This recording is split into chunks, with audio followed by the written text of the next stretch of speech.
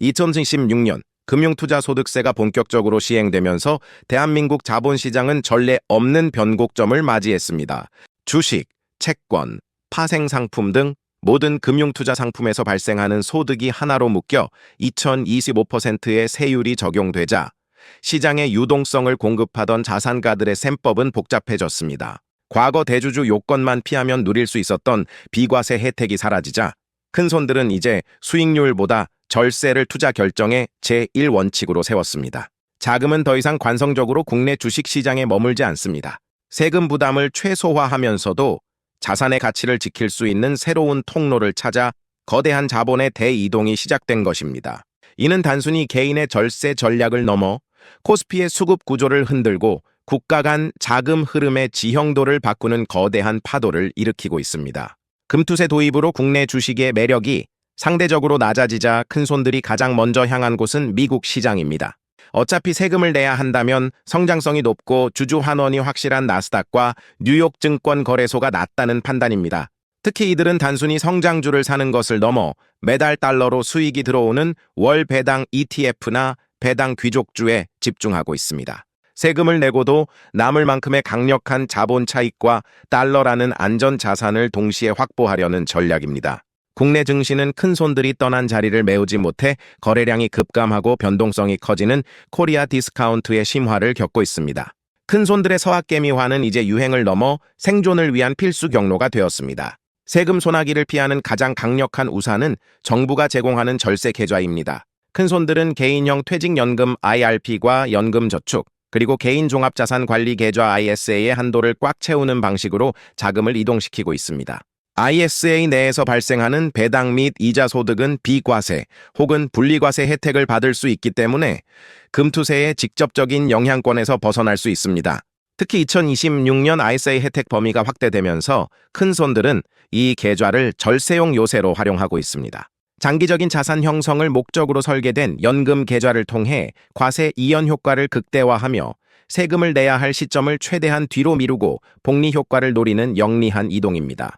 디지털 자산의 과세 체계가 강화될수록 역설적으로 실물 자산에 대한 선호도는 높아집니다. 큰손들은 계좌에 찍히는 숫자 대신 직접 손에 쥘 수 있는 금고에나 실물금에 다시 주목하고 있습니다. 금은 상속과 증여, 수단으로도 용이할 뿐만 아니라 화폐 가치 하락과 세금 규제로부터 상대적으로 자유로운 최후의 안전자산이기 때문입니다. 또한 구리, 리튬 등 미래 산업의 핵심 원자재에 투자하는 실물 펀드나 현물 ETF로 자금을 분산하고 있습니다.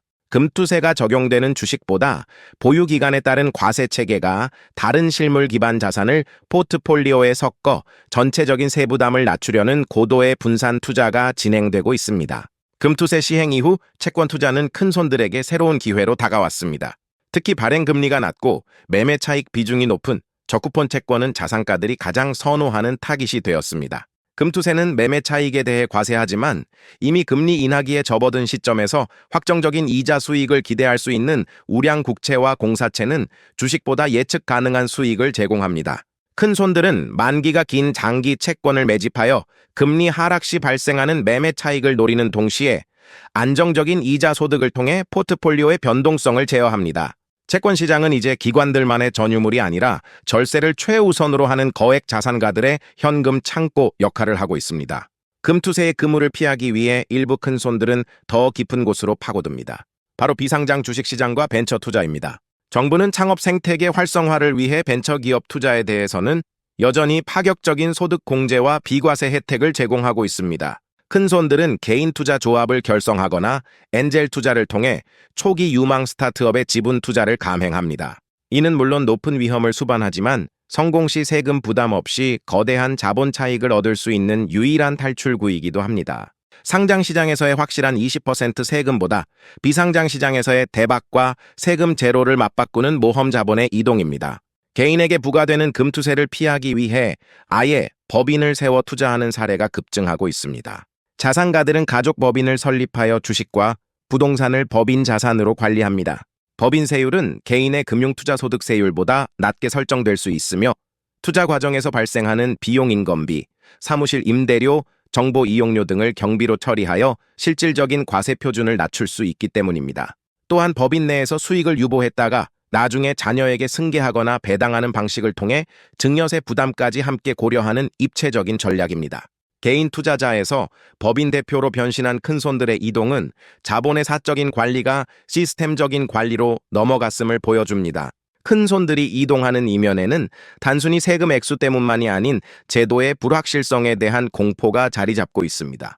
잦은 제도 변경과 과세 기준의 모호함은 장기적인 자산 설계가 생명인 큰손들에게 가장 큰 적입니다. 이들은 수익률이 조금 낮더라도 법적 안정성이 확보된 해외 시장이나 절세 계좌를 선택합니다. 세금은 낼 수 있지만 내 재산이 어떻게 평가될지 모르는 상황은 참을 수 없다는 심리가 자금 이동을 가속화하고 있습니다. 자본은 가장 안전한 곳이 아니라 가장 잘 예측할 수 있는 곳으로 흐릅니다.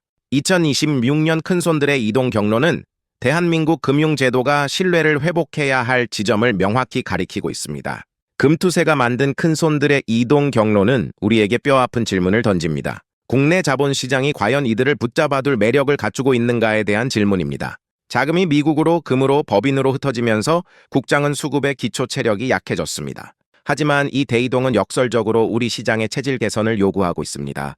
기업 가치를 높여 세금을 내고도 남을 만큼의 매력을 만드는 밸류업이 구호에 그치지 않고 실현되어야만 떠나간 큰손들이 다시 돌아올 것입니다. 큰손들의 이동 경로는 지도상의 위치가 아니라 대한민국 경제가 지향해야 할 혁신과 신뢰의 방향을 보여주고 있습니다. 자본의 흐름을 다시 국장으로 돌리기 위한 진정한 고민이 시작되어야 할 때입니다.